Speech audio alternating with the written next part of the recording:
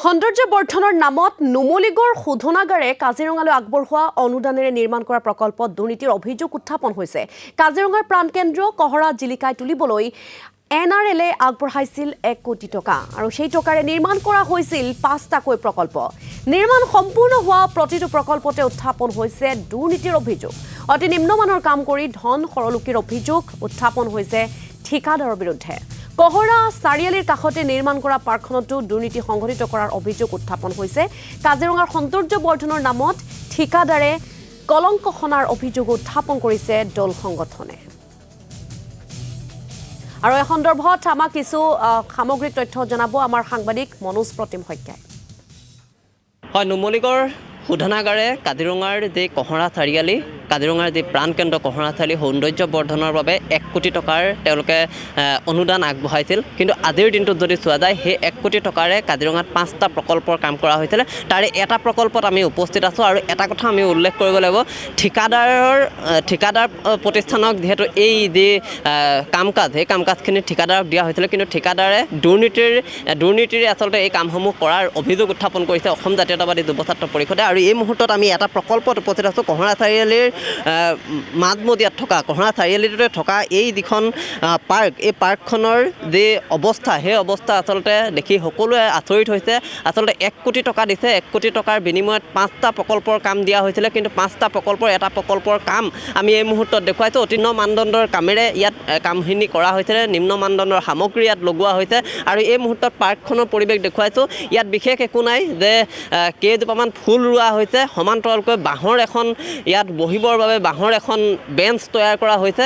আৰু ইয়াৰ বিনিময়তে ঠিকাদাৰ প্ৰতিষ্ঠানে যি 1 কোটি টকাৰ যি প্ৰকল্পৰ কাম, সেই কাম তেওঁলোকে কৰি ইতিমধ্যে টকা লৈ উধাও হোৱা বুলি ইতিমধ্যে উল্লেখ কৰিছে। এই মুহূৰ্তত অসম জাতীয়তাবাদী যুৱ ছাত্ৰ পৰিষদৰ লোকসকল আমাৰ সৈতে উপস্থিত আছে। আমি তেওঁলোকৰ পৰা পোনে পোনে কথাখিনি জানিবলৈ চেষ্টা কৰিম। প্ৰথমতে কেন্দ্ৰীয় সমিতি আপুনি আছে যে নুমলীগড় শোধনাগাৰে 1 কোটি টকা সাহায্য আগবঢ়াইছিলে, 5টাকৈ প্ৰকল্পৰ কাম আৰম্ভ কৰা হৈছিলে, কিন্তু প্ৰতিটো প্ৰকল্পতে বিসংগতি দেখা দিছে। হয়, ইতিমধ্যে আপোনালোকে খুব কম দিনৰ আগতে এটা নিউজ কৰিছিলে যে নুমলীগড় শোধনাগাৰে 1 কোটি টকা কহৰাৰ আপোনাৰ চাৰিআলিটো কহৰা চাৰিআলি সৌন্দৰ্য বৰ্ধনৰ কাৰণে এৰি দিছিলে। সেই পইচাটো তেওঁলোকে ব্লকক দিছিলে আৰু ব্লকে ইতিমধ্যে টেণ্ডাৰ কৰি পেলাই কাম কৰিছে। আৰু চবতকৈ লজ্জিত কথা, কহৰা চাৰিআলি একদম গাতে লাগি আছে। চাওক, এইখন পাৰ্ক বনাইছে, পাৰ্কৰ অৱস্থা চাওক, তেওঁলোকৰ বিমৰ অৱস্থা চাওক। পাৰ্কত বহিবৰ কাৰণে তেওঁলোকে বাঁহৰ ব্যৱস্থা কৰিছে আৰু ইয়াত ফুল ৰাখিবৰ কাৰণে তেওঁলোকে বাঁহৰ ব্যৱস্থা কৰিছে। ইয়াত 5টা প্ৰজেক্ট নে 6টা প্ৰজেক্ট কৰিছে 1 কোটি টকাত।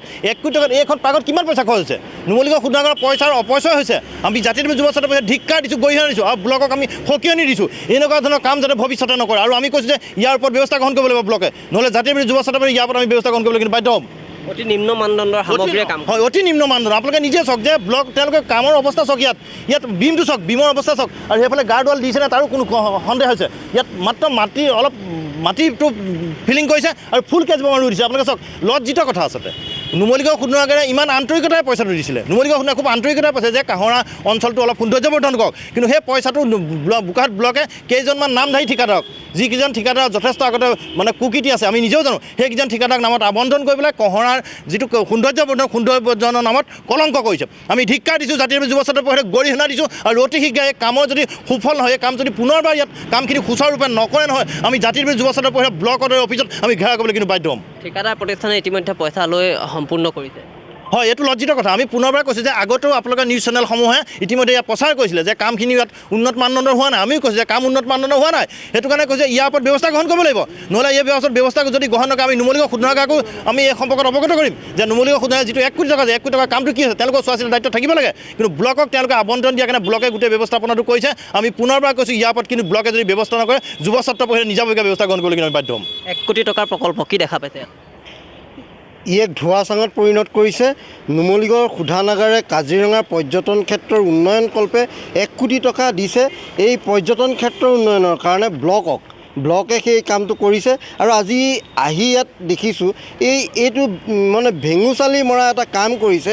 1 কোটি টকাৰ যি প্ৰজেক্ট, এই কোটিটকীয়া প্ৰজেক্টটো ভেঙুচালি কৰিছে। আৰু ইয়াত আমি ব্লকৰ বিষয়া জড়িত আছে বুলি আমি সন্দেহ প্ৰকাশ কৰিছোঁ। আৰু অতি শীঘ্ৰে এইকেইজন ঠিকাদাৰৰ ওপৰত ব্যৱস্থা গ্ৰহণ কৰক। অনাগত দিনত কিন্তু ভৱিষ্যতৰ সময়ত এনেধৰণৰ যদি কামবোৰ আগবঢ়াই যায়, আমি ব্লকৰ ওপৰত আমি কাৰ্যসূচী ল'বলৈ বাধ্য হ'ম। প্ৰতিটো প্ৰকল্পতে 1 কোটি টকাত আচলতে 5টাকৈ প্ৰকল্প ইয়াত কৰা হৈছে, প্ৰতিটো প্ৰকল্পতে নিম্নমানৰ কাম হৈছে।